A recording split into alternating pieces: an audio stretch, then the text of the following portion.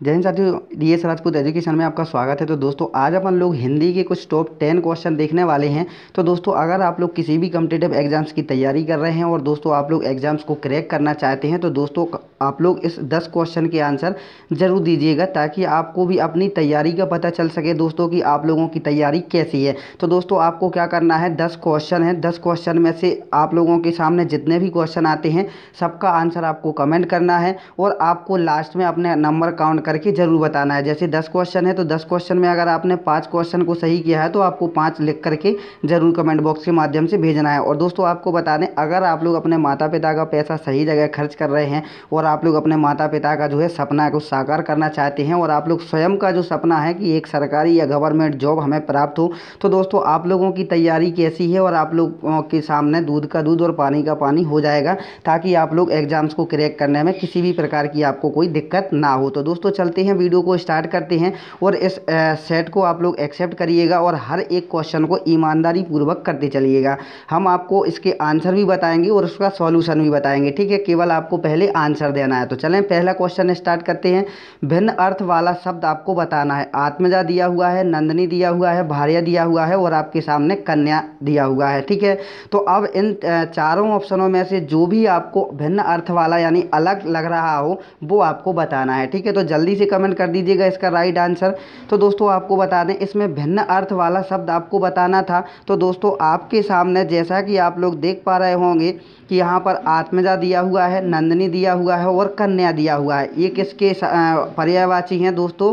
ये पुत्री के पर्यायवाची हैं, ठीक है। लेकिन आपका जो भार्या दिया गया है वो भार्या किसका है दोस्तों? पत्नी का है आपका विलोम शब्द, ठीक है। तो इसमें से भिन्न अर्थ वाला शब्द कौन सा रहेगा? तो दोस्तों इसमें भिन्न अर्थ वाला जो शब्द रहेगा वो आपका रहेगा भार्या शब्द, ठीक है। आप लोग समझ गए होंगे भार्या किसके लिए है दोस्तों?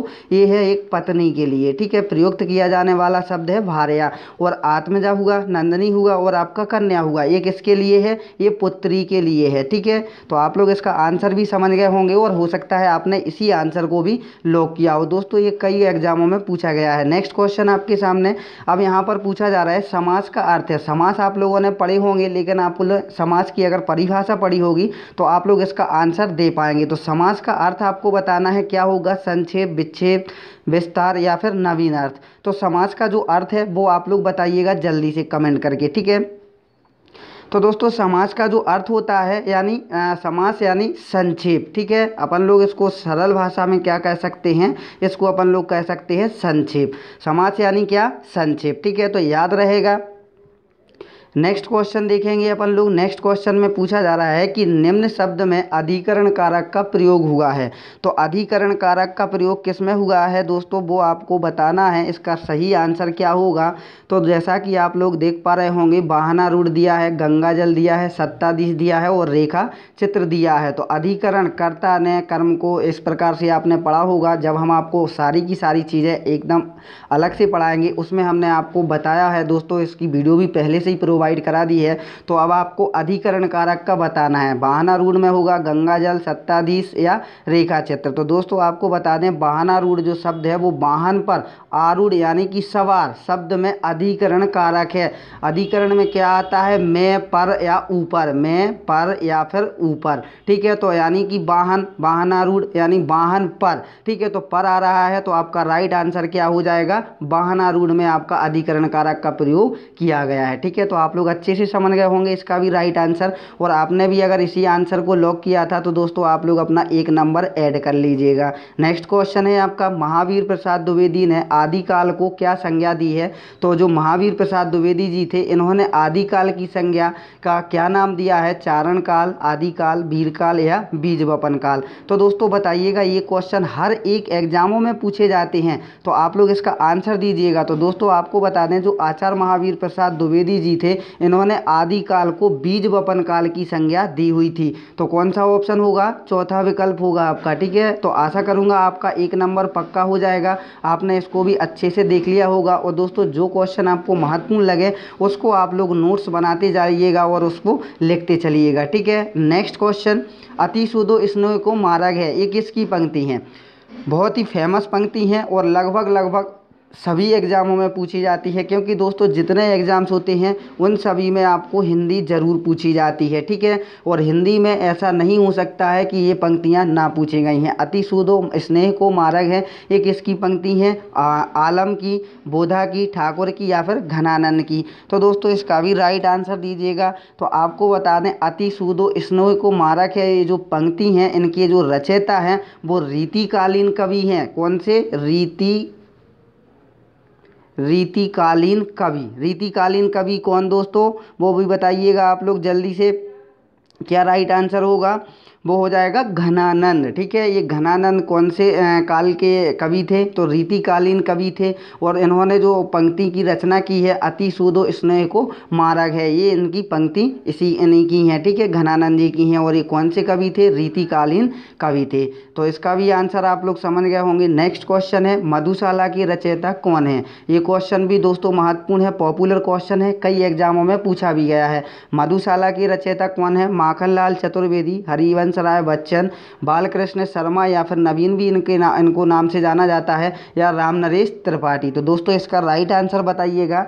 तो आपको बता दें मधुशाला जो कृति हैं वो हरिवंश राय बच्चन के द्वारा रची गई हैं, ठीक है। किन के द्वारा रची गई हैं? हरिवंश राय बच्चन जी के द्वारा, ठीक है। तो इसका राइट आंसर क्या हो जाएगा? दूसरा विकल्प आपका सही आंसर हो जाएगा।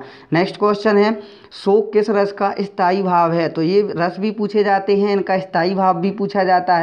तो शोक जो है वो किस रस का स्थायी भाव है? शांत रस का होगा, करुण रस का होगा, हास्य रस का होगा या फिर वीर रस का होगा? तो दोस्तों इसका राइट आंसर भी देना है आपको। तो जो शोक होगा दोस्तों वो करुण रस का स्थायी भाव होगा। किस रस का होगा? करुण रस का होगा, यानी कि आपका दूसरा वाला विकल्प आपके सामने सही आंसर हो जाएगा। आप लोग आंसर भी देते चल रहे होंगे दोस्तों। अगर आपको ये क्वेश्चन आंसर पसंद आए तो अगर आपको अच्छे लगे तो वीडियो को लाइक कर दीजिएगा। और अगर आप लोग इसी प्रकार से हमारे साथ तैयारी करना चाहते हैं तो ज़रूर दोस्तों चैनल को सब्सक्राइब कर लीजिएगा। नीचे आपको रेड अक्षरों में सब्सक्राइब लिखा दिख रहा है, वहाँ पर जाकर के उसको टच करिएगा, चैनल सब्सक्राइब हो जाएगा। और अगर आप लोग ऐसी वीडियो कंटिन्यूस देखना चाहते हैं तो सब्सक्राइब करने जैसे ही आप लोग सब्सक्राइब करेंगे उसके बाद एक बेल आइकन की घंटी आएगी जिसको कि आपको ऑल पर टच जरूर कर लेना है। क्योंकि जैसे ही क्लास स्टार्ट हो उसका नोटिफिकेशन आप तक पहुँचे और आप लोग उस वीडियो को सबसे पहले देख सकें, ठीक है। नेक्स्ट क्वेश्चन, इसका आंसर तो आप लोग समझ ही गए होंगे। शोक किस रस का स्थायी भाव है? तो करुण रस का है, ठीक है। नेक्स्ट क्वेश्चन है सूरदास ने किस भाषा में सूरसागर की रचना की थी? दोस्तों ये हाल ही में 2022 में जो यूपी टेट का एग्जाम्स हुआ था उसमें भी ये पूछा गया है। तो इसमें बहुत सारे बच्चों ने गलत आंसर कमेंट किया हुआ था। तो बताइए इसका राइट आंसर क्या होगा? सूरदास जी जो थे इन्होंने कौन सी भाषा में सूरसागर की रचना की थी? अवधी भाषा में, ब्रज भाषा में, खड़ी बोली में या फिर राजस्थानी भाषा में? तो इसका राइट आंसर बताइएगा दोस्तों आप लोग क्या हो जाएगा। तो दोस्तों इसका राइट आंसर होगा सूरदास ने जो सूरसागर की रचना की थी दोस्तों वो ब्रज भाषा में की हुई थी। कौन सी भाषा में? ब्रज भाषा में। तो आपका ऑप्शन कौन सा रहेगा? दूसरा वाला, यानी बी विकल्प आपका सही आंसर हो जाएगा। नेक्स्ट क्वेश्चन देखेंगे, 9th नंबर क्वेश्चन है। ये क्वेश्चन आपको शायद थंबनेल में भी दिया गया था तो उसमें भी आपने इसका आंसर दे दिया होगा। दोस्तों आपसे थोड़े कठिन शब्द ही पूछे जाएंगे। निम्न में पुल्लिंग शब्द है तो इनमें से पुल्लिंग कौन सा शब्द होगा? सरसों, मकई, सारस या फिर आपका मूंग? तो बताइए दोस्तों इसका राइट आंसर कौन सा होगा? जल्दी से कमेंट कर दीजिएगा। तो दोस्तों आपको बता दें सरसों, मकई, मूंग एवं सारस इन शब्दों में से आपका जो पुल्लिंग शब्द होगा वो कौन सा हो जाएगा? दोस्तों सारस शब्द जो दिख रहा होगा आपको ये क्या है? ये एक पुल्लिंग शब्द है, ठीक है। तो इसका राइट आंसर क्या होगा? तीसरा विकल्प सारस होगा। नेक्स्ट क्वेश्चन और आज का लास्ट क्वेश्चन देखेंगे दोस्तों। इसका राइट आंसर क्या होगा? जल्दी से कमेंट करिएगा। कृदंत प्रत्यय किन शब्दों के साथ जुड़ते हैं? तो जो कृदंत प्रत्यय जुड़ते हैं वो किन शब्दों के साथ जुड़ते हैं? बताइए, संज्ञा के, सर्वनाम के, क्रिया के या फिर अव्यय के? तो दोस्तों इसका जो राइट आंसर होगा वो आप लोग लॉक करिएगा। पहले इसका राइट आंसर क्या होगा फिर देखते हैं आपका राइट आंसर क्या आता है। तो दोस्तों आपको ने आंसर कर दिया होगा। कृदंत प्रत्यय किन शब्दों के साथ जुड़ते हैं? तो दोस्तों क्रिया के साथ कृदंत प्रत्यय जुड़ते हैं, ठीक है। तो इसका राइट आंसर क्या होगा? तीसरा विकल्प क्रिया होगा। तो साथियों आपको बताया था कि 10 क्वेश्चन रहेंगे। अब 10 क्वेश्चन में आपने कितने के आंसर सही दिए हैं तो 10 में बताइए आप लोगों ने कितने आंसर दिए हैं। अगर आपने 5 या 7 क्वेश्चन को सही किया है तो आपकी तैयारी दोस्तों बहुत अच्छी है। आप लोग कमेंट बॉक्स के माध्यम से हमें आंसर ज़रूर बताइएगा कि आपने कितने आंसर को लॉक किया था और कितने आपके सही है। ठीक है, तो दोस्तों आशा करूँगा आपको ये वीडियो पसंद आई होगी, क्वेश्चन आंसर भी पसंद आए होंगे। अगर आपको क्वेश्चन आंसर पसंद आए हैं तो वीडियो को लाइक, चैनल को सब्सक्राइब जरूर कर लीजिएगा। धन्यवाद दोस्तों, मिलेंगे नेक्स्ट वीडियो में।